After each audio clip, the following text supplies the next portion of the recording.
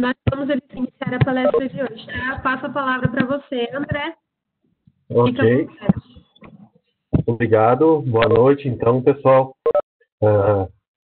Hoje, na linha nas datas que a gente tinha lá, hoje era para ser sobre o balanceamento. Daí, no final da última, eu pedi para a gente falar um pouquinho de suplementação antes de falar sobre o balanceamento. Então, quem estava esperando a outra palestra não vai ser essa hoje, e a próxima a gente vai fazer o balanceamento, algumas dicas de balanceamento, então. E eu vou pedir, então, que todos tenham, para a próxima vez, as suas planilhas aí abertas, aquela que eu compartilhei, para a gente poder calcular algumas coisas e trabalhar naquele sentido, tá joia? Então, hoje eu vou falar um pouco de suplementação para vocês, dentro da realidade mais voltada para o que a gente vive aqui, que, como eu disse, são vacas muito próximas a 20, 22 litros de leite por dia, então é uma média relativamente alta em relação ao que a gente encontra no Brasil afora, mas a intenção é tentar, em alguns casos, até englobar mais coisas para tentar atender a demanda um pouco maior, tá? Então, eu gosto desse slide, apesar dele ser lá de 2005, né? O cara, ele colocou assim, percentagem de gramínea, né, na dieta das vacas em relação ao custo total de produção, tá? Independente, né, isso aí é centavos de euro por litro de leite, né, em determinados locais, então no mundo todo, né.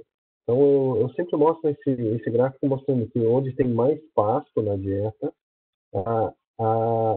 o custo total de produção do leite é menor, tá?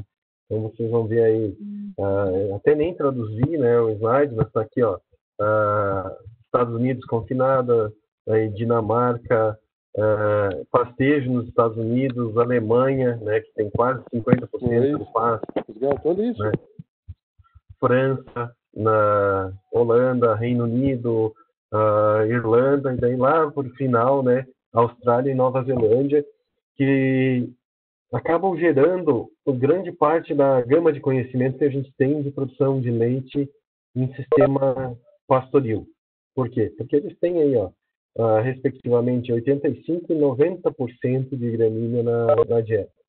Eles produzem o leite mais barato do mundo, né, junto com a gente. Se a gente olhar o nosso leite aí, ele é muito barato, né, em termos de custo de produção, tá? Mas o que a gente mostra com esses dados aqui? É que, então, quanto mais pasto tiver, mais barato acaba sendo o leite que a gente está produzindo, tá?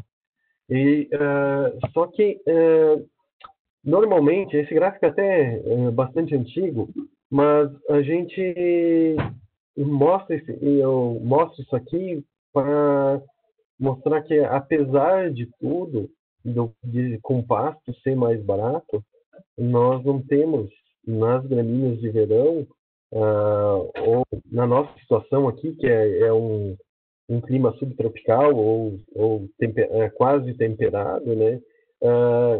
Pasto que produz é igual o ano inteiro. Isso é a primeira coisa, então, o primeiro motivo que faz com que dificilmente a gente viabilize, então, um sistema de produção pastoril sem o uso de alimento conservado, algum tipo de alimento conservado. Um dos grandes movimentadores da nossa melhora na produção de leite aqui na região que a gente está, em grande parte do sul do Brasil, né, são as equipes de silagem, né, que podem fazer, então as prefeituras montam em algumas comunidades equipamentos para fazer silagem, né.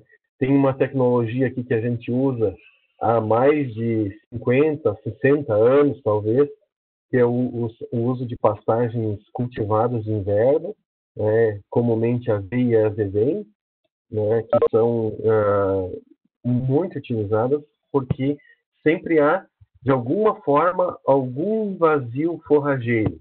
Tá? Então, tem períodos que a gente não consegue produzir a pasto em grande quantidade. Tá?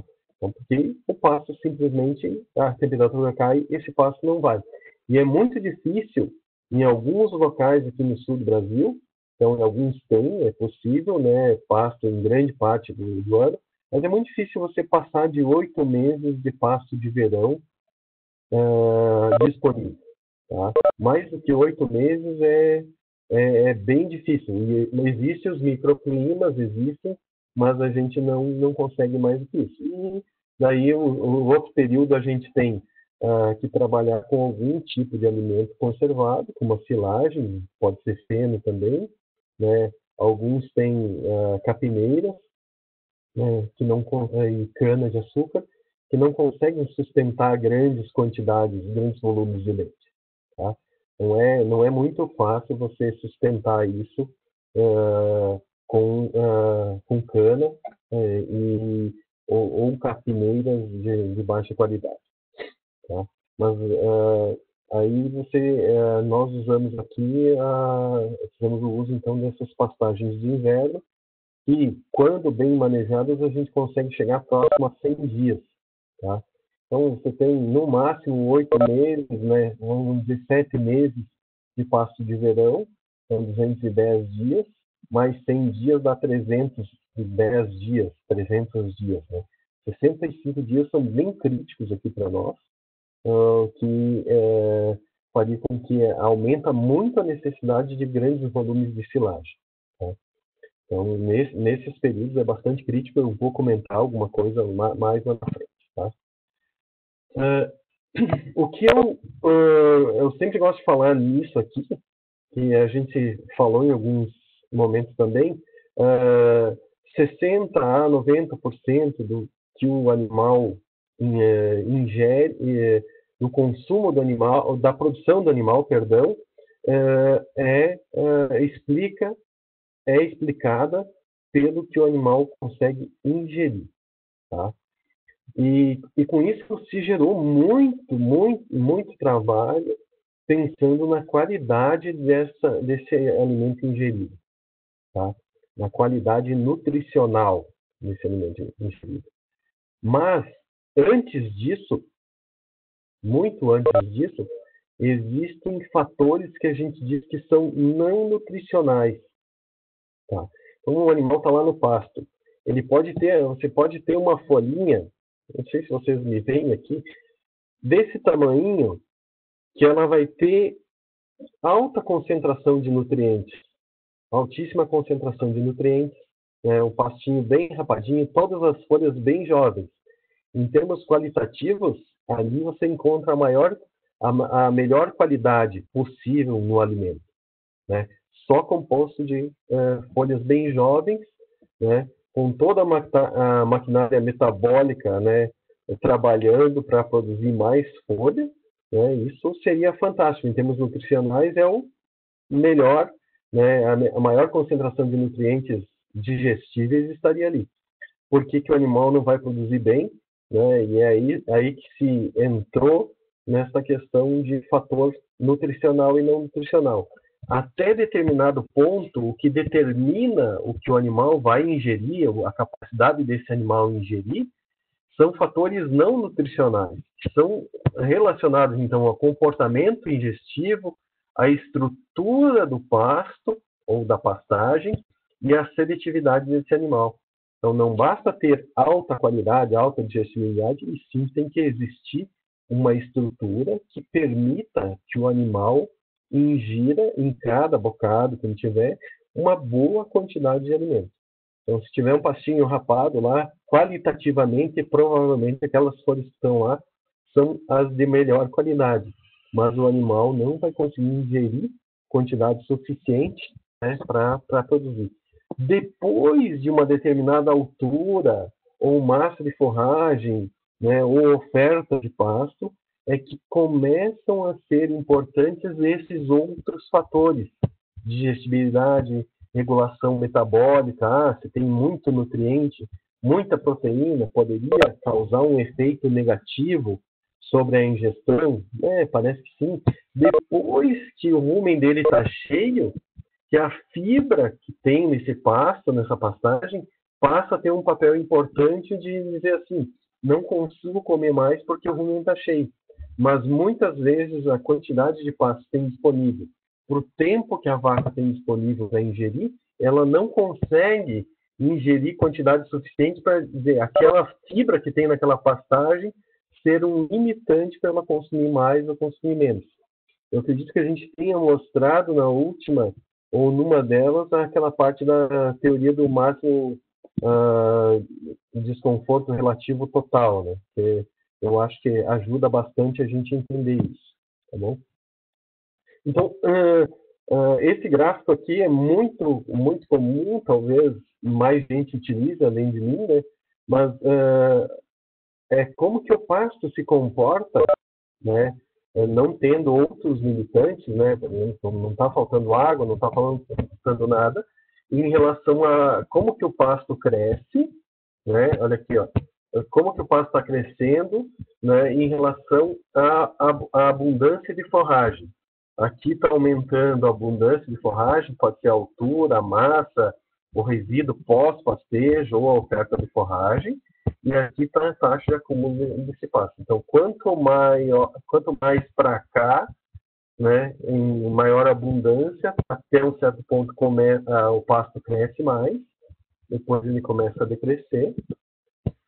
Como que os animais são afetados por isso? Então, quando o pasto está mais alto, tem mais massa, tem um resíduo pós-pastejo maior, né, ou maior oferta de forragem, ele come mais até certo ponto, depois começa a decrescer essa ingestão, né? E mostrando que as duas condições, né, o consumo de forragem aqui e a taxa de acúmulo, nem sempre ocorre o pico na melhor condição. Talvez aqui seja o ponto onde a gente tem uma boa produção de pasto e uma boa produção animal. Os pesquisadores costumam chamar isso de o grande dilema da produção em pastejo. As folhas, a planta precisa de folhas que captem a radiação solar fotossinteticamente ativa para produzir mais folha. Enquanto isso, os animais precisam dessas folhas e consomem essas folhas para a sua produção. Então, o dilema está nessa. Se você retira todas as folhas, o pasto não cresce. Se não retira as folhas, o animal não produz. Tá? Então, o que se diz hoje é que se trabalha muito para se encontrar esse equilíbrio. Tá? O que a gente pode ter certeza hoje é que esse equilíbrio não está com o pasto rapado, onde os animais passam fome. Tá? Não está. E não está com o pasto muito alto também, onde há dificuldade até mesmo de seleção, diminui o volume e a massa de bocado. Tá? Então, existe um equilíbrio. E as grandes linhas de pesquisa, eu acho que faz uns 6 ou 7, talvez 10 anos, muitos grupos de pesquisa têm trabalhado buscando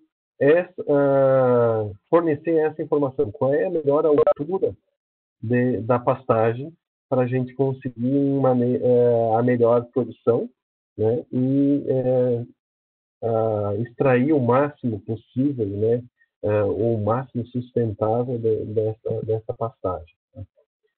De certa forma, então, que a produção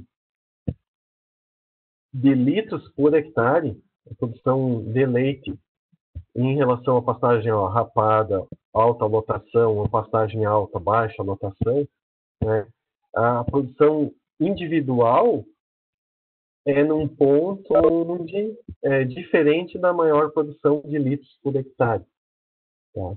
E aí que está, em um lado você privilegiaria o animal, tá? E seria essa aqui, né? Dar um privilégio para o animal, para a produção individual, e nesse lado um privilégio para a produção por área. Qual é a grande questão aí?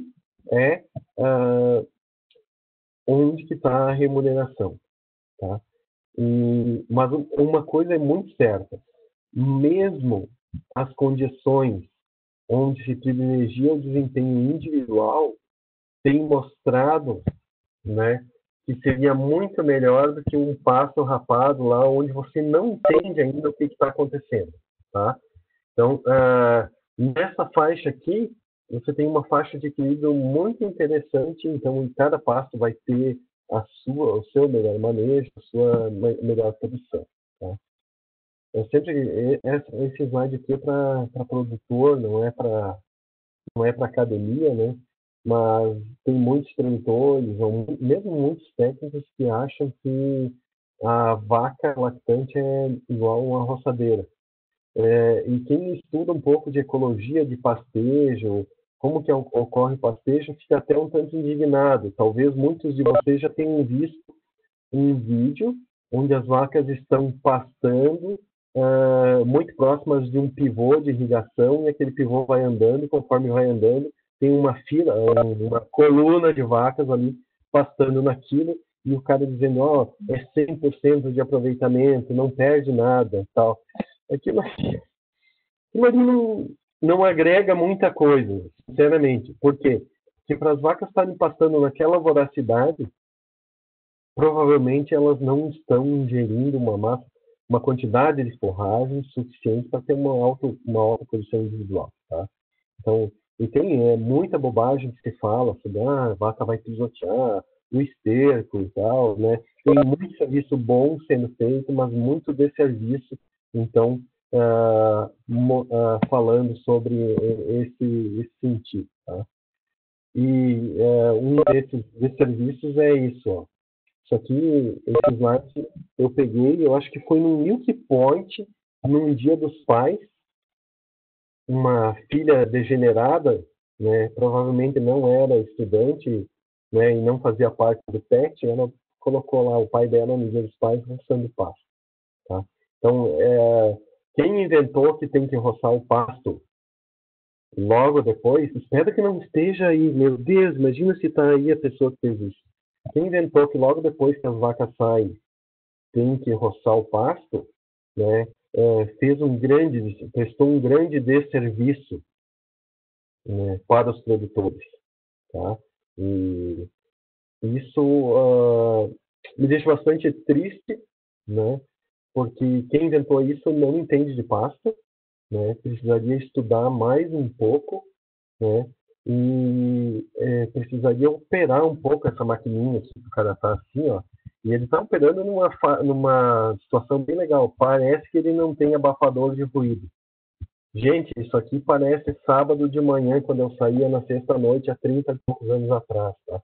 Dá um barulhão ali e tal, não é agradável, tá? Então, quem quiser testar isso e tal, eu não vou me estender nessa parte de roçada de pasto e tal, que não é o assunto de hoje, mas há de se estudar muito mais isso e de se repensar esse tipo de recomendação, tá? Não fica aqui mais um registro, né, quase um protesto, porque eu tenho visto muita gente fazendo isso e pensando nesse tipo de coisa, e levando muito produtor bom a achar que tem que roçar pasto, tá? E junto com essa tecnologia de roçar pasto após o pastejo, vem a tecnologia de ou espalhar o esterco ou retirar o esterco dali. Também é coisa de quem não entende um sistema pastoril, não sabe o que é vaca em pastejo, não sabe que essa estrutura aqui, ó, eu espero que apareça o mouse aqui, isso aqui é uma área de rejeito, tá? Que a vaca vai rejeitar mesmo, tá? E me parece que esses piquetes são muito pequenos também aqui nessa foto, e que os caras acham que tem que extrair uma grande quantidade de pasto em cada momento, e isso também não me agrada, tá? E essa foto eu coloquei, é um pós-pastejo, né, de um trabalho nosso aqui no Iapar. Aqui está um pré-pastejo, tá? Pasto alto, né? Ou um pós-pastejo, onde vocês vão ver aqui, ó, tem folhas que não estão tocadas. Isso aqui, então, é uma passagem de aveia, né? Faz uns 3 anos ou 2 anos, né? E tem áreas super pastejadas. E isso é o natural, tá? De um sistema pastoril. Vai ter áreas que as vacas gostam mais e rebaixam mais, e tem áreas aqui, ó, do lado aqui, ou outras aqui, ó, onde as vacas simplesmente não tocam, tá? Para você ter a média de altura de pastejo, é isso mesmo. Não é a necessidade de que todas as folhas ou todo o perfil da pastagem tenha sido tocado para você mudar um piquete, tá? Eu vou mostrar um pouquinho, mas assim, o que eu quero colocar com esses slides aqui é que quanto melhor a qualidade do pasto, tá, menor seria a necessidade de usar concentrado, tá? Então aqui, ó, é alfafa, silagem de milho e um capim bermuda mal manejado, aqui, ó, né? O consumo que o animal tem, né? O consumo de matéria seca de concentrado, né? Então, ó, daqui para cá diminui a qualidade e aumenta a necessidade de concentrado, né? Diminui a quantidade de volumoso que o animal está ingerindo e diminui a produção de leite. Então, quanto melhor o pasto, menor a necessidade você teria de suplementar. Tá? Esse dado aqui é sobre a produção de leite de vacas em pastagem de capim elefante anão e de Tipton 85, é um dado de 2004, né? Mostrando que em determinadas situações você pode chegar num Tipton 85, quase 20 litros por vaca. Que situação é essa? Só para deixar bem claro, tá? É um período curto de avaliação, tá? De novembro a fevereiro, né? 3 meses, e vacas de bom potencial, né? Que entraram ali. É muito difícil você replicar isso em propriedade como média de produção em sistema pastoril, tá? Só com exclusivamente pasto. Então, o que a gente tem visto, em geral, isso aí foi lá em Palmeira das Missões, se tiver algum gaúcho aí, essa média de produção a gente tem observado em pastagens como essa, se não faltar pasto, 13 a 14 litros no máximo, numa pastagem de Tipton, né, e capim elefante anão, ou capim curumim, ou capim pioneiro, não varia muito disso, tá? Então, só para mostrar para você, tá? Como que funciona, então, a resposta à suplementação? Tá? Quando você utiliza um suplemento, né? Então, o animal está lá no pasto, você vai utilizar um suplemento para esse animal, como que ele vai responder? Tá? O que seria a resposta, então, do animal sendo suplementado, de uma vaca sendo suplementada? Tá? Existem vários fatores que alguém pode dizer aí, é a reprodução, pode ser uma resposta multifatorial, mas o principal delas é a produção de leite. Né? Porque você está quando você pensa em suplementação com concentrado ou mesmo com volumoso, o que você está fazendo? Você está fazendo um input no sistema, entrando com algo no sistema para ter uma resposta que seja monetária, né? Tem alguém aí que está sem som, a maioria está com som, né? Ana, me ajuda? O som está funcionando normal. Tá, então é o problema da moça aí. Então tá, obrigado, gente. Então, qual é a grande questão, né? Que é a questão chave que eu vou tentar desenvolver. Esse slide aí, para mim, é fundamental, né? E infelizmente, eu não me lembro de onde que eu tirei isso. Eu devia ter colocado no autor, porque eu acho que não sou eu. Essa frase é muito boa para você. Quanto maior a diferença entre o potencial do animal e o que o pasto oferece, maior será a resposta à suplementação. Eu vou até repetir e depois esse slide aparece de novo lá no final, tá? Quanto maior a diferença entre o potencial do animal e o que o pasto oferece, maior será a resposta à suplementação. Tá? O que significa isso? Então, vamos imaginar uma vaca que pode produzir 30 litros de leite. Então, o potencial dela estaria alto, estaria lá em cima, e vamos dizer que o pasto tenha a capacidade de dar a ela a energia, a proteína suficiente para ela produzir 15 litros de leite. Então, a diferença entre o que o pasto oferece e o que o pasto, o que ela pode produzir é 15 litros. Se a gente adicionar um suplemento aí, o que vai acontecer? Provavelmente, então, a grande chance é desse suplemento aumentar a produção de leite. Tá? Agora, vamos manter o mesmo pasto. Então, para essa vaca de 30 litros, esse pasto poderia ser insuficiente, porque ele só oferece condições para ela produzir 15. Então, vamos pegar esse mesmo pasto e vamos colocar uma vaca que produz 15 litros de leite. Então, a diferença entre o que o pasto oferece e o que a vaca precisa é zero. Tá? Então, o que vai acontecer aí? Vai acontecer que não vai, se você colocar um suplemento, esse suplemento vai dar uma resposta nula. E aí você está colocando para o produtor uma alternativa, uma ferramenta alternativa de manejo que não vai resultar para ele em retorno econômico. Aí o técnico vai se quebrar. Então, essa é uma questão que eu considero chave quando a gente fala em suplementação. É extremamente importante, tá? E eu vou voltar nela. Esse slide eu dupliquei, né? Porque eu acho ele muito importante, tá? Então, eu estou procurando desenvolver um raciocínio assim, ó. Lá no NRC de 89, me diz assim, ó, que depois de satisfeita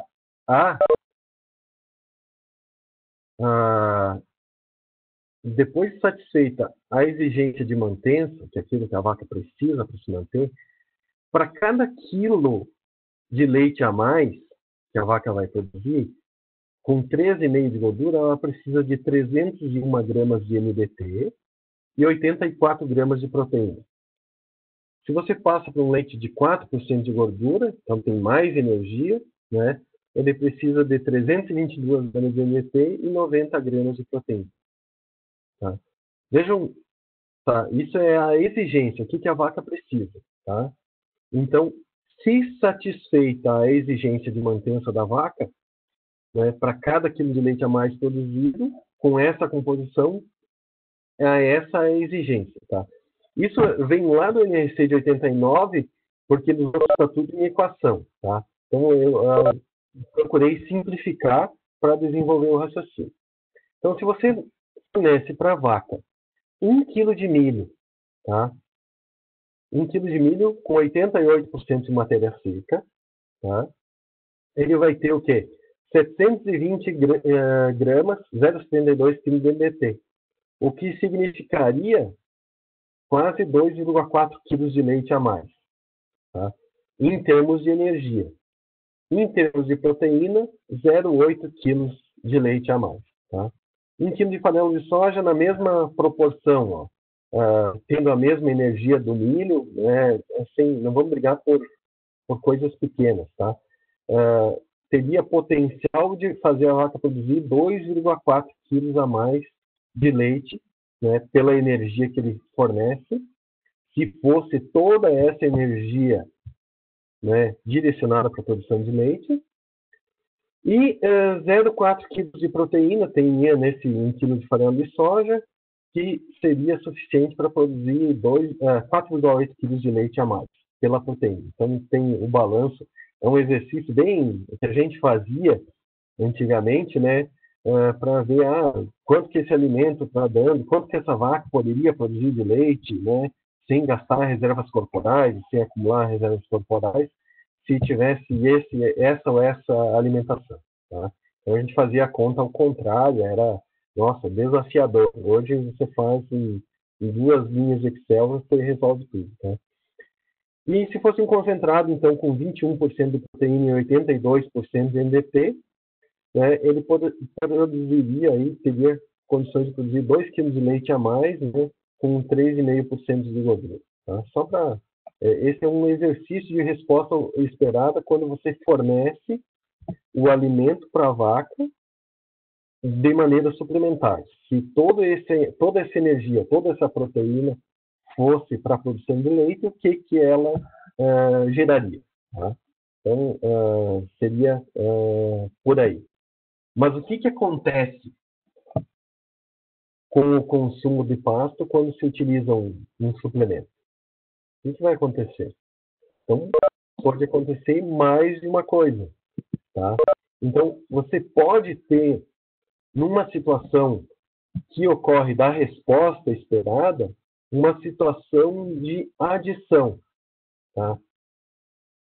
Em que o consumo de pasto não fica alterado quando você coloca concentrado.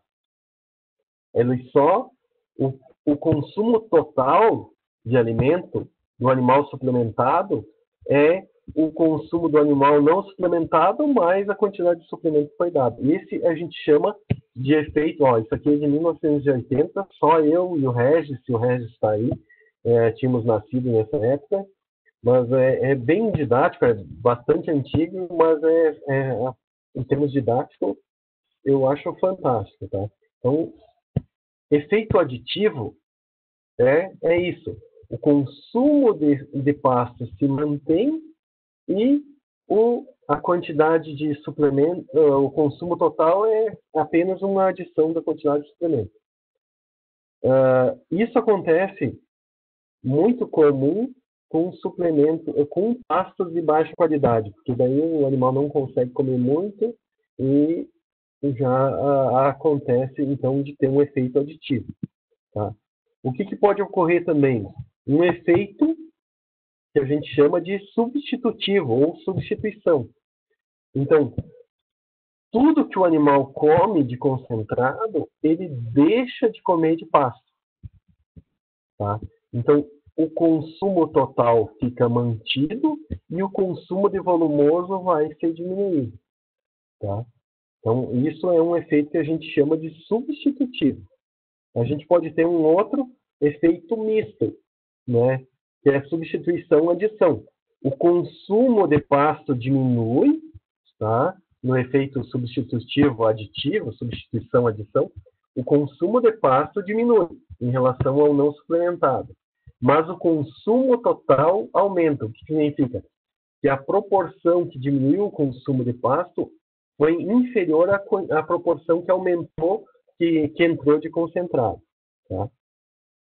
E esse efeito é o principal que mostra depois, eu vou mostrar um outro gráfico aí, mostrando que a resposta da vaca é em decorrência dessa substituição, ou não.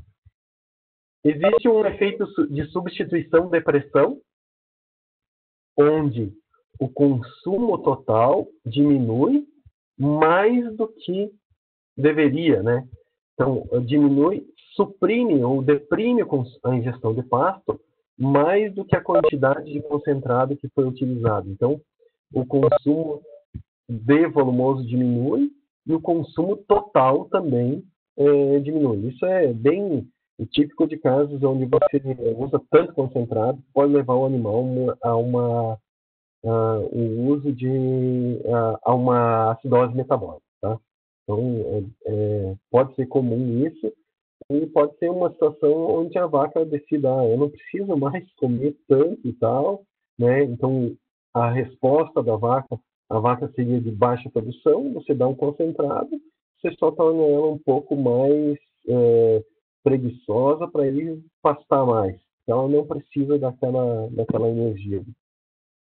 E existe também o que a gente chama de adição com estímulo. O que é isso? Você utilizar um suplemento que aumente o consumo total, mas numa magnitude diferente, maior do que a quantidade de concentrado que você utilizou. Então, aumenta o consumo total e aumenta o consumo de volumoso. Isso não é muito comum com vaca leiteira, tá? Isso o típico caso que garante, de certa maneira, o sucesso de uso da ferramenta, né, tecnológica sal-proteinado. Você tem um monte de pasto lá disponível, né, que não cresce, que tem baixa qualidade, baixo teor de proteína. Você coloca um pouco de suplemento que estimula a fermentação ruminal, estimula o crescimento microbiano, e com essa quantidade você consegue fazer com que o animal ingira mais alimento, né? Mas aqui, então, o animal também tem que querer, né? E daí a gente chega aqui. Por que eu falei tudo isso até agora? Tá?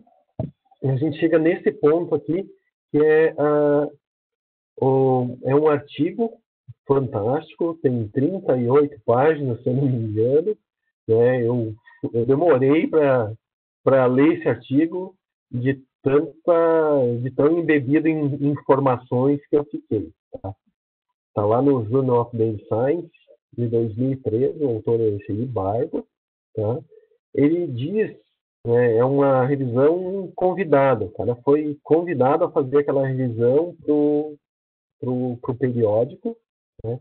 Ele diz ali, ele diz então que a resposta, né, então está aqui MR, Milk Response, né, em quilos de leite por quilo de concentrado, que é o que vai te dar o dinheiro depois, né, aumentar o profit, o lucro do produtor, é proporcional à taxa de substituição, tá? Quilo de pasto por quilo de concentrado, tá?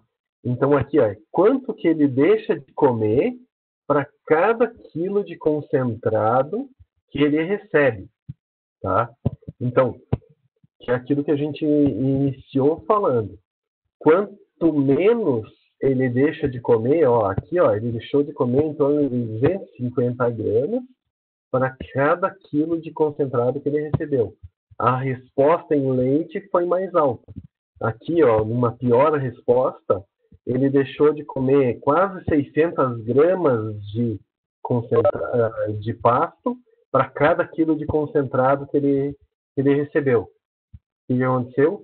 Ele teve uma resposta aqui, ó, de 550 gramas de leite, né, por cada quilo de concentrado ingerido pela vaca. Tá? E isso, então, vai depender do potencial do animal, né, e do potencial da pastagem, tá? Para ter essa resposta. E é extremamente importante que se avalie cada uma dessas situações no decorrer ou na aplicação da ferramenta suplementação. Tá? Então, a resposta à suplementação, aqui, ó, ela é multifatorial. Então, ela depende da disponibilidade de pasto. Então, se tem muito pasto, aqui no centro está a taxa de substituição. Tá? Ela depende da exigência do animal. Então, um animal pouco exigente, com pouco potencial de produção, ele vai deixar de comer mais pasto por quilo de concentrado que ele vai ganhar, né? Por outro lado, um animal de alta potencial, talvez ele não consiga adquirir tudo que ele precisa no pasto, ele vai somar com o concentrado que ele está recebendo, o pasto que ele já está consumindo com o concentrado que ele está recebendo. Tá? Depende da qualidade do pasto, então aí você isola esse efeito qualidade do pasto, né? Quanto maior a qualidade do pasto, mais próximo de atingir a exigência ele estaria. Então, a substituição vai ser maior, porque você adiciona um suplemento num pasto de alta qualidade, ele já estava comendo bastante, né? Tende a estar muito próximo da exigência, e lembra daquele slide que eu disse que é a questão-chave, né? Vai substituir mais. Se tem um pasto rapado, o que vai acontecer? Né? A disponibilidade de pasto aqui, ó. Se tem um pasto rapado, qual é a tendência? Esse pasto sendo rapado, o animal ingere pouco, então a diferença entre o que o pasto está dando e o que o animal precisa é grande, a substituição vai ser pequena, né? E vice-versa. Um pasto de alta disponibilidade tende a substituir mais, mas aí você tem que combinar todos esses fatores. Qualidade, disponibilidade, né? A quantidade de suplemento também é importante. Quanto mais suplemento você dá, mais chance, né? A lei dos acréscimos decrescentes, né? Mais você dá uma montanha de suplemento à vaca, uma hora vai decrescer essa resposta e vai aumentar a substituição, vai fazer a vaca deixar de consumir pasto e comer mais suplemento.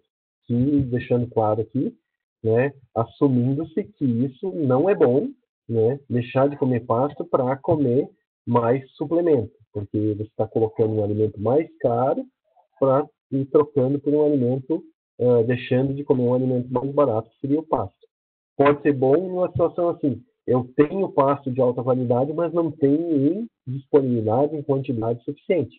Aí você aproveita os nutrientes daquele pasto e coloca um suplemento para ajudar a manter uma oferta de nutrientes mais constante.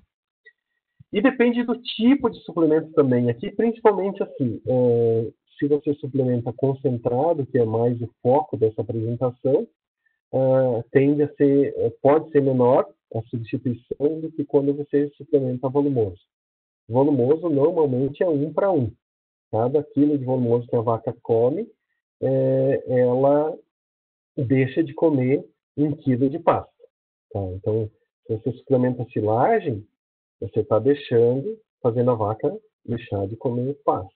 E isso tem uma implicação prática muito importante, né? Desde que a gente olhe que silagem é algo bastante caro numa propriedade.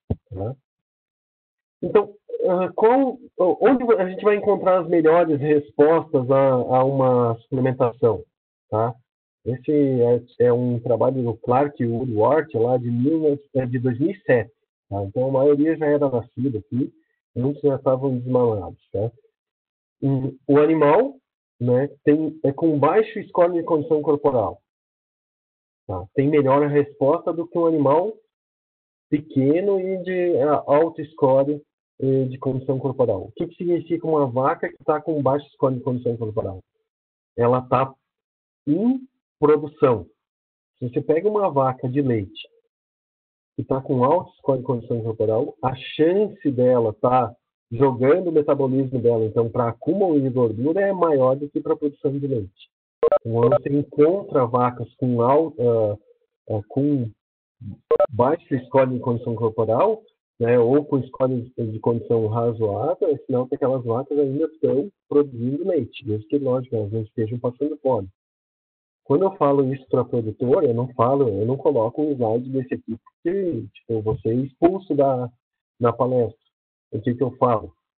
O que é interessante que uma vaca de produzindo leite tenha pelo menos aparecendo 3 fios de costela.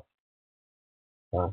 E isso tem uns caras que ficam totalmente felizes, né? Muito felizes com isso. Nossa, né? Daí eu digo, não, não é todos os fios de costela da vaca, é pelo menos 3. Né? Daí eles, né, alguns chegam até a desanimar. Por quê? Porque aquela vaca que é gorda, né, você está colocando o suplemento nela, ela não está direcionando isso para a produção de leite, ela está para a deposição de gordura. Então, uma vaca grande, tá, de alto peso corporal, né, ela não deveria nem estar no pasto, mas em ela estando no pasto, como ela tem uma energia de manutenção muito alta, uma dificuldade de adquirir no pasto a quantidade necessária para atingir ou para se aproximar do potencial de produção dela, quando você coloca o suplemento, tende a ser efeito aditivo. Tá? Se você tem uma pastagem de baixa disponibilidade, o que acontece? Ela não está conseguindo adquirir, né, tudo que ela precisava dessa pastagem, porque está arropada. E se você colocar um concentrado, o efeito vai ser aditivo. E uma passagem de baixa energia ou de baixa qualidade. Quanto maior, o que é uma passagem de baixa energia, de baixa qualidade? O que ela vai fazer? Vai fazer com que a vaca também não consiga adquirir tudo que ela precisa, ou grande parte do que ela precisa, com aquilo aí. Colocou um suplemento, o que vai acontecer? O efeito vai ser aditivo. Tá? Piores respostas, então eu já falei, né? Uma vaca muito pequena, ela tende a responder mal à suplementação. Imagina uma vaca muito pequena e gorda, né? Ou uma vaca de baixo potencial, tá? Então, o que seria essa vaca de baixo potencial? Aquela vaca, por exemplo, uma vaca de corte, tá? Que para nós aqui, as melhores estimativas são feitas lá de produção de leite, vaca charolês, né? Que é uma vaca enorme também, 7 litros de leite por dia durante 180 dias, né? Seria a média de produção dela, né? Mas o que olha só que interessante, qual é a das grandes linhas para aumentar o peso de bezerro, né? Então, vamos falar, vou desviar lá para o gado de corte, tá? Se o Regis quiser me assassinar depois, pode me assassinar, Regis, você está aí ouvindo. Essa vaca de corte, já se descobriu que ela não vai dar mais leite, porque ela tem baixo potencial para produção de leite, se você der concentrado para ela. O que se desenvolveu? O crepe feeding, onde você não dá concentrado para a vaca, mas dá para o bezerro. O bezerro mama na vaca e ainda come o a mais ali naquela alimentação diferenciada e consegue produzir mais, crescer mais rápido. Tá? Então, eu estou fazendo essa mesma aproximação, aí, essa mesma comparação com a vaca de corte com uma vaca de baixo potencial. Não adianta você ficar dando suplemento, a não ser que seja porque não tem outra comida, né? Mas numa condição que tem pasto, não vai responder. Pastagem de alta disponibilidade. Então, quanto mais disponibilidade tiver, mais ela vai conseguir consumir. Se ela não tiver potencial para responder em mais leite, ela não vai responder mesmo, né? Uma pastagem dominada por leguminosas. O que significa? É uma pastagem de alta energia, de alta qualidade, onde a vaca consegue ingerir grande quantidade, tende, né, se essa pastagem estiver à vontade, tende a não responder muito em produção de leite, porque está mais próximo do que a vaca consegue produzir. De novo aqui, ó, eu volto aqui. Quanto maior a diferença entre o potencial do animal e o que o pasto oferece, maior será a resposta à suplementação. Essa é a questão chave, né, desse sistema. Mais o pasto oferece, menos volta. Tá? Mas você pode colocar isso de maneira, né, você pode usar o sistema de substituição, né, para aumentar, por exemplo, a lotação. Você tem mais vacas por hectare em determinados momentos onde o pasto produz menos do que você gostaria, você utiliza da substituição, mas você tem que saber que você está substituindo pasto por concentrado, tá? Mas você pode aumentar, usar essa energia a mais que você põe no pasto. Então, o grande limitante da produção de leite em sistema pastoril acaba sendo energia, tá? Então, a suplementação com mais energia tende a melhorar, tá? Então, aumenta a produção diária de leite, você pode, em alguns casos, mas não é muito comum isso, aumentar o período de lactação, tá? E aumento da lotação, então mais vacas por hectare. Tá? Então, no curto prazo, a resposta imediata é maior consumo de energia e mais leite. Tá? No longo prazo ou médio prazo, pode sobrar mais pasto e pode ter maior perda e isso aumentar a senescência lá e ter menor qualidade desse pasto. Né? Ou, ao sobrar mais pasto, sobra mais área foliar para interceptar a luz, dá mais crescimento, pode proporcionar um maior consumo de pasto ou uma maior lotação. Tá? Então, aqui tem uma interrogação, porque isso depende de uma série de fatores. Né? E a energia pode ir para ganho de peso, e isso é um problema, né, em alguns casos, né, porque ganhar peso, ou para fertilidade. Então, muitas vezes você consegue melhorar essas condições de fertilidade da vaca suplementando, tá? Principalmente quando a vaca está no lugar errado, tá?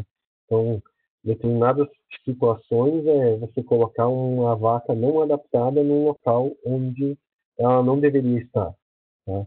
Então, ela pode responder, porque você está se aproximando mais ao que essa vaca precisa, tá? Olha aqui, esse é um exemplo bem de um trabalho de 2007. Acho que não tem muitos, desculpa, muitos trabalhos aqui mais recentes, porque eu não tive tempo de olhar mais coisas, tá? Mas esse trabalho é do Henrique Ribeiro Filho, é lá da região bem fria, né, do Planalto Catarinense, lá de Lages, as vacas comendo 2 ou 4 quilos de pasto, de grão de milho, e comendo num pasto de azevém de 29 centímetros de altura, que é considerado até um pouco a mais do que deveria. Tá? Agora, olha só, dando 2 ou 4 quilos de leite, de milho para essas vacas comendo essa pastagem, então, elas produziram a mesma coisa. Tá? 22,3, 22,6, praticamente a mesma coisa, as vacas mantiveram praticamente o mesmo peso. Então, não houve diferença. Por quê? O potencial dessas vacas era para isso, muito provavelmente. Então, você dá mais ou menos concentrado não fez diferença. Tá? O que aconteceu nessa vaca dos 4 quilos? Ela simplesmente ficou de folga um tempo a mais. Mas ela não produziu mais leite, né, nessa condição de pasto super à vontade que ela tinha. Tá? Agora, olha, outro trabalho do mesmo grupo, do Claudio Sederman, né, que é um grande colega, ele dando em capim quicuio, tá? Penicetum clandestino, tá? É um capim que tem ali naquela região, né, que vai mais ou menos bem no frio, né? As vacas, se tiver outro material, elas até preferem, ele dando 3 ou 6 quilos. Então, esse aqui é um capim mais próximo a um capim tropical. Então, a vaca produz menos com ele, tá? Então, é menor qualidade. A ZV em alta qualidade, ela estava mais próxima de atender essas exigências. No capim quicuio, é uma qualidade inferior, então a ZV, o que aconteceu? Quando deu 3 quilos, passou de 3 para 6, houve um incremento aqui, ó, de praticamente meio litro de leite a mais para cada quilo de concentrado que se adicionou, né? O teor de gordura aqui do leite, proteína e tal, mudou algumas coisas, né? Mas ainda assim, né, era um pasto de alta disponibilidade, né? Mas não substituiu tanto, tá? Então, aqui tem uma tabela também esse é do pessoal da Nova Zelândia, tá? Então, o que eles fazem? Numa condição de pasto de alta qualidade, que é o azevém perene, né? Então, e eles colocam ali nível de concentrado comparado né, alto a baixo, baixo a médio aqui, desculpa, não é alto, eu já dei 3 vezes a palestra e não corrigi isso. E médio a alto, tá? E o mérito genético da vaca, tá? Baixo, alto, tá? E resposta em produção de leite por quilo de concentrado. Então, olha só, depois vocês podem avaliar cada um deles, né? Mas assim, quanto mais alta a quantidade de concentrado aqui, ó, menores são os valores em relação a isso aqui, a esses do lado de cá, tá? E quanto maior o mérito genético da vaca, ó, vaca com mérito genético mais alto tende a responder mais. Então, aqui é a resposta média, mínima e máxima, tá? Média, mínima e máxima, tá? Então, aqui. Então, o maior mérito, então está mais distante o pasto de atingir que a vaca pode produzir. Menor mérito, o pasto está mais próximo sozinho de atingir, tá? E as quantidades, quanto mais concentrado você dá, tende a ter menor resposta. Tá? Então, como resumo, a gente poderia colocar assim: mais pasto, mais substituição. Menos pasto, menos substituição. Melhor pasto, mais substituição. Pior pasto, menos substituição. Mais concentrado, mais substituição. E você teria que integrar todas essas informações de maneira a chegar na situação que você especificamente está atendendo enquanto técnico, enquanto produtor. Tá? Isso faz muito tempo que eu não falo sobre isso, porque o meu público normalmente é de produtor e eu não estou conseguindo um público como vocês. Tá? Esse dado aqui é lá do IAPAR. Hoje eu estou com os dados de 2018. Deixa eu ver. Então, 345, os dados de 2018, agora eu tenho os de 17 e 19 já, são 1045, 1004 ele, tá? Manteve mais ou menos isso, tá? Esse aqui, ó, então nessa linha aqui, então são com vaca Gessi, de mais ou menos 400 quilos, né? Litros de leite por dia da vaca e quilos de concentrado por dia, na base úmida. Tá? É um concentrado que tem 88% de matéria seca. O que tem mostrado aqui? Quanto mais concentrado eu dou para essas vacas, mais leite elas estão produzindo. Isso é uma reta, uma equação linear, bem clássica. Se tentar ajustar uma equação quadrática aqui, ela não vai ser significativa. Tá? O que é o R quadrado? O que está explicando aí 68,84%. Tá? O que está mostrando? Essa equação aí. Tá? Então, eu imagino que muitos de vocês já saibam ler essa equação. Ela está mostrando aqui, ó, 1,97x. Então, para cada o x está aqui, para cada 1 kg de concentrado a mais que eu estou dando para as vacas, elas estão produzindo 1,97 kg de leite a mais. Tá? E, quando o x é zero, né, o intercepto aqui da curva seria em torno de 8 litros de leite. Com 1.000 e poucos dados, mudou um pouquinho. O intercepto foi para 9,5. E o regressor aqui foi para 1,75. Então, eu estou encontrando 1,75 litros de leite a mais para cada quilo de concentrado. E quando é zero de concentrado, seria 9,5. Mas isso é o quê? Vacas que são alimentadas de acordo com a sua produção, e a dieta é recalculada a cada mês, tá? No que a gente chama de nutrição de precisão, que é onde um colega nosso, o Vanderlei, apresentou uma palestra, se não me engano foi a semana passada, eu até indiquei, se alguém quisesse assistir, enviei o link para Ana, tá? Então, se a gente olhar a eficiência, né, que é litros de leite por quilo de concentrado, né, e em função dos quilos de concentrado, a gente vai ver que essa eficiência tem uma tendência a ser, mas explica muito menos, né, principalmente por causa aqui nas pequenas quantidades, mas explica 44%. Quanto mais concentrado eu dou, menos litros de leite eu tenho por quilo de concentrado. Mas não tem quase 2, tá? Aqui é a relação entre o que a vaca era estimado que a vaca fosse produzir para fazer o balanceamento, que é o tema da nosso próximo encontro. Né? Mostrou que a relação entre o que era dado para a vaca produzir e o que ela produziu um R quadrado de 80, explica 80%. Né? E principalmente a gente começa a ter perdas aqui nas vacas de maior produção. Por quê? Porque é um desequilíbrio aí, a quantidade de concentrado dessas vacas aí, ó, 35, 38 litros, né, de produção observada, tende a ter um errinho aqui e elas não produzirem tanto quanto deveriam. Tá? Outra coisa que a gente faz aqui, que eu falei antes, tá? Essas vacas elas comem em média durante o ano 13,45.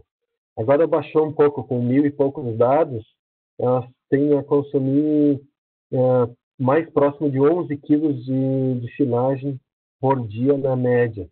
Mas olha o que é isso, ó. A gente colocou essas quantidades de silagem de acordo com a época do ano. Então lá, o mês 1 é janeiro, fevereiro até dezembro, tá? O que aconteceu aqui? Meses que tem mais pasto, elas comem menos silagem, e meses que tem menos pasto, né? Aqui é a época do vazio forrageiro, antes do pasto de inverno, ou teve alguma intempérie aí que não permitiu que o pasto produzisse bem, entra mais silagem. Começou a ter mais pasto, o consumo de silagem vai lá para baixo de novo. E nada impede de você cortar a zero esse consumo de silagem de acordo com a quantidade de pasto que tem. Tá? Por que eu coloco isso aqui? E é uma situação que a gente vai encontrar muito. Os produtores parece que abrem o silo e eles têm que consumir aquele silo até o final e sempre da mesma maneira. E daí acontece que a gente chama, é um binômio, né? Tira silagem e roça pasto. Tira silagem e roça pasto. Por quê? Então ele está fazendo duas coisas que não são coerentes, né? De serem feitas ao mesmo tempo. Está roçando pasto porque está sobrando, porque perdeu o controle sobre o manejo, e está dando silagem porque está faltando pasto. Opa! Né? Normalmente, então, você dá silagem para complementar uma falta de volumoso. Não está faltando volumoso, ele está dando silagem, ele está roçando pasto. E é um dos grandes motivos hoje. Primeiro, aumenta o custo de produção, porque a silagem é um material extremamente caro, aumenta a mão de obra, né? E é um dos grandes motivos que a gente vê dificuldade de permanência de jovens na atividade leiteira. Tá? Então, isso e é uma das contribuições negativas, né? Agora tem uma brincadeirinha aqui que eu falo, né? Que ocorre muitos erros dos produtores, necessidade mais para produtor, né? E eu sempre pergunto: alguém conhece o sistema Primor de alimentação de vaca ou o sistema Canarinho, né? Daí o povo normalmente se apresenta, sempre tem alguém que conhece, né? Sistema Primor, né?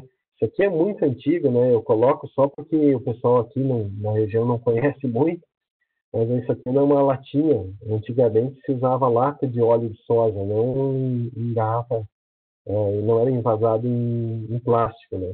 Então eles colocavam essa latinha, e daí o produtor vai lá e dá uma latinha de concentrado para cada vaca, né? E com isso faz com que a vaca, nenhuma das vacas vai acabar expressando seu potencial. Então, o que eu quero dizer assim, a gente alimentando as vacas de maneira mais precisa para atender a exigência que elas têm, né? E cada uma tem uma exigência, a gente consegue dados tão próximos quanto 1,7 ou 1,9, quase 2 litros de leite a mais por quilo concentrado, desde que a vaca tenha potencial. Tá? Isso aqui é uma piadinha que eu uso para produtor, não vou falar agora, de recurso. Depois tem aquele cara que pergunta se o boi vai avançar na cor vermelha ou não, e o sabor da pizza deve ser o mesmo, daí ele pode perguntar o que é essa piada depois. Então, o manejo da pastagem, né, que é extremamente importante, a questão da silagem na hora errada, tá, que é um problema na suplementação, tá? Pastagem rapada, muitos produtores então rapam o pasto e acham que vão resolver o problema suplementando, não vão, né? E em muitos casos a gente tem observado pequenos produtores vendendo alimentos que são produzidos na propriedade para comprar uma ração comercial, tá? E tem aquele que compra tudo que oferece. Gordura protegida, ureia protegida, núcleos vitamínicos, minerais, e a vaca nem tem exigência por tanta coisa. Tá? E isso é outro problema. Tá? E, por último, eu deixo isso aqui como mensagem que eu sempre falo, né? Que o produtor, né, tem essa pirâmide aí que ele poderia pensar em investimento. Ele não pode pensar em investir aqui em cima, no topo, se isso aqui não está resolvido. Vocês são alunos, né, do PET aí, devem ter, né, boa condição de entender isso. Né? A suplementação está lá depois de ter silagem ou alimento conservado para enfrentar vazios forrageiros, que aqui para nós é por frio, lá para cima é por falta de água, né? E às vezes as duas coisas combinadas, né? Depois ele vai pensar, será que eu tenho problema de genética? Depois ele vai para as instalações mais sofisticadas e tal. tá? E, enfim, né? Não dá para gerenciar, então, suplemento, né, para gerenciar deficiência na produção de pasto, que é o mais barato, né? Tem gente que fala lavoura de leite, né, tratar o pasto como algo mais importante, tá bom? Então, de minha parte, né, ficou de novo contato, esses contatos já estão tudo velho, não copiem essa palestra de 500 anos atrás, mas eu estou disponível para as perguntas, peço perdão para vocês, que era para ser 1 hora, não, mas foi 1h10, eu toquei um pouco rápido, né? Eu gostaria, hoje eu não vou comer pizza, tá?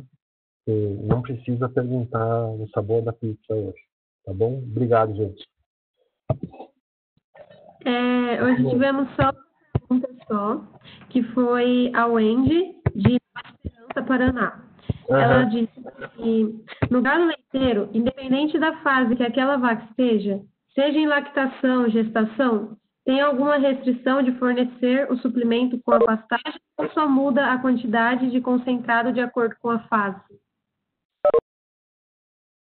Eu diria assim, muda a quantidade de acordo com a fase, sim, né? E cada fase vai ter a sua exigência. Então, quando a vaca exige mais, precisa de mais suplemento, é quando ela está produzindo mais, né?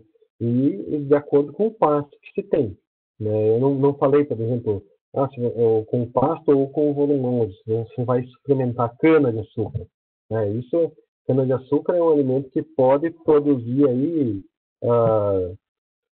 5, 6 litros de leite a vaca poderia produzir. Se você colocar um suplemento e a vaca tiver potencial para produzir mais, ela vai bombar. Então, você pode dar mais, né? Mas a suplementação é assim. A restrição que eu colocaria para ela é se tem mais, se a vaca tem potencial, não há limite, né? O limite é você tentar atingir o potencial dessa vaca. E o limite também é econômico, né? Você não pode dar um suplemento que vai te dar uma resposta menor do que você tem em leite. Então, muitas vezes é mesmo como é que se diz, a relação econômica, né? Por isso que eu falei da resposta em leite, né? Vai dar mais leite, você dá mais suplemento. Se não responde em leite, é porque não precisaria dar mais suplemento. Parece que tem mais uma pergunta para cima aí. Que tem uma que falou. A Aline perguntou qual método desses é mais eficaz para as vacas leiteiras. Eu acho que eu estava num slide lá e eu não me lembro exatamente qual slide que era, mas na hora eu vi a pergunta e eu acho que depois eu comecei a falar um pouco mais, talvez já tenha ficado esclarecido, porque é multifatorial, não tem uma coisa só que você pode dizer, ó, é só assim para a vaca leiteira. Então, e a gente está no Brasil, onde provavelmente alguns que estão assistindo mais lá para o norte tem vaca de 3 litros de leite, certo? E tem vaca de... nós encontramos vacas em determinados locais, aqui onde tem os maiores potenciais. Você vai para Castro, por exemplo, aqui no Paraná, onde tem vaca lá produzindo 50, 60 litros de leite, né? Tem produtores que chegam à média de 44, 45 litros de leite por dia numa produção, certo? Então, eu imagino que depende de uma série de fatores e esse era o meu desafio. Se vocês conseguirem entender uma parte, pelo menos, esse material está disponível aí para vocês. E eu também estou disponível. A hora que vocês tiverem alguma dúvida, a gente está aí para isso, para ajudar. E daí na quinta, se eu acho que não tem mais perguntas, só tem nomes agora, a gente vai mostrar um pouco como fazer esse cálculo, né, esse balanceamento dessas dietas para essas vacas. Tá bom? Muito obrigado, gente. Eu tenho uma pergunta. Não, eu só estou respondendo para quem chegou na hora. Fala, Regis. Primeira coisa, tá com saudade de mim? Não. Diga. Me ocorreu ali, quando ela fala aqui, no planejamento forrageiro, né? Uhum. Que o período de vazio forrageiro aqui que a gente tem é bem pequeno, né? Comparado às outras regiões. Uhum. Poderia ser menos importante esse vazio de outono, 45 dias aí. O que você me diz sobre isso? Sobre o vazio forrageiro, por exemplo? Que imagina um produtor de leite que não produz uma forragem conservada, ou que não se prepara direito para o vazio forrageiro. Qual que seria a perda dele, assim, sabe? Vamos tentar quantificar, porque é um período tão curto, né, que às vezes a gente não dá importância, mas eu imagino que às vezes ele é o diferencial, né, entre você poder ser competitivo na atividade ou não. Sim. Porque senão você vai ter que ter um desembolso maior de comprar forragens conservadas, comprar uma ração, toda uma logística, né? Uhum. Não, Regis, o que eu acho assim, ó, que os 65 dias é quando você prepara pelo menos uma passagem de inverno. Então, isso é a primeira coisa, né? O grande problema nosso aqui na região sudoeste, então, é que é minifúndio. Você tem 90% das propriedades menor do que 50 hectares e 70% menor do que 22 hectares, né? Do que 10 alqueires. Então, tu não tem condição, por exemplo, de fazer só no sistema pastoril, né? Fazendo aquele escalonamento de diversas, aquelas mesclas forrageiras, achando que você vai encurtar. E esse foi uma das grandes questões, né? O pessoal da CIA, no início, achava que dava, né? O pessoal que trabalha com isso, às vezes tem alguém assistindo aí, né? Mas a gente brincava, silagem, né? Silagem tem que ter ou não tem que ter, né? Porque no sistema onde tem áreas maiores, talvez você consiga passar sem isso, fazendo esse escalonamento, né? Atrasando o plantio de forrageiras de verão, né? Para ter um pouco mais tarde, ou adiantando forrageiras de inverno no seu plantio, né? Mas aqui, se você quantificar a perda, eu imagino que, eu não conseguiria fazer um experimento para quantificar isso, porque vai contra os preceitos de bem-estar animal, né? Então, mas eu imagino que seja muito grande se o cara não tiver. Tanto é grande que, ao desespero, quando não se prepara, o mercado de feno, de pré-secado e de silagem mesmo, de milho para silagem, nesses momentos é enorme, né? Tipo, feno na região sudoeste, né? No oeste de Santa Catarina, no oeste do Rio Grande do Sul, todo feno que você produzir, você vende. Não interessa a qualidade. O mercado do feno é por fardo e não tem classificação. O feno não tem classe. Todo feno produzido é vendido. Por quê? Porque ainda ocorrem essas pessoas, né, esse caso desses produtores, que não se preparam muito bem para isso. Um dos motivos de não se preparar bem é assim, silagem igual o ano inteiro, né? E essa é uma grande questão que eu tenho batido, né? Tenho encontrado, às vezes, alguns colegas que falam determinadas coisas que me deixam triste, né? Justamente por isso, porque tem produtor que não se prepara e não tem essa noção. Então, não faz essa gestão e nem tem capacidade para fazer isso, né? Então, essa dificuldade... Mas comigo você não fica triste, né? Porque eu sempre concordo com você, né? Sempre. Mesmo não querendo. Não, é que tem que... tipo, como diz a minha filha, às vezes eu digo, filha, vai guardar a louça. Ela olha para mim assim, é opcional? Eu disse, não. É que às vezes eu não dou opção. Mas veja que às vezes às vezes o produtor tem mais noção sobre isso, né? Mas Sim. aqui talvez o público seja bastante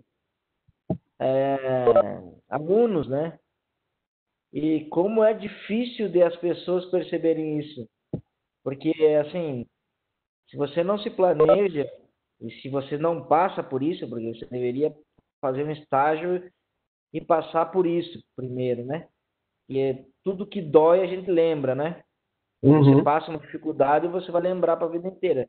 Se alguém te falar, você vai dar muita bola. Mas é que, assim, esse planejamento é extremamente importante, né? Porque de um dia para o outro, um dia você tem pasto e outro dia você pode não ter. Vem a geada cedo, vem uma área de baixada, né? E você se pega sem nada. Exatamente. Né? Imagina você ter um lote de vaca. De vizinho Jersey. Experiência própria, né? Especialmente se você tem uma área pequena. Exatamente. Né? E essa é a grande dificuldade que a gente tem hoje, e por isso que eu falo muito da silagem, é que os produtores eles usam silagem como se não houvesse amanhã. Né? Então a gente encontra muito caso de produtor que fica sem silagem na época mais crítica do ano. Né? E ele certamente em algum momento ele roçou pasto ou deixou de adubar o pasto, entende?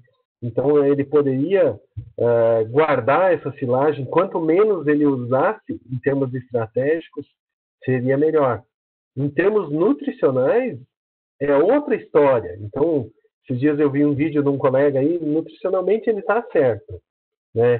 Se a vaca conseguisse, se você conseguisse ofertar 5, 10 quilos de silagem todo dia para a vaca, você teria uma condição melhor em termos nutricionais. Mas em termos práticos e de sistema, se você fizer isso, dados os minifúndios que a gente tem, a dificuldade de fazer silagem no produtor, toda uma série de dificuldades, o custo, você está dando um tiro no pé. Mas eu não respondi essa pergunta. Mas tá bom.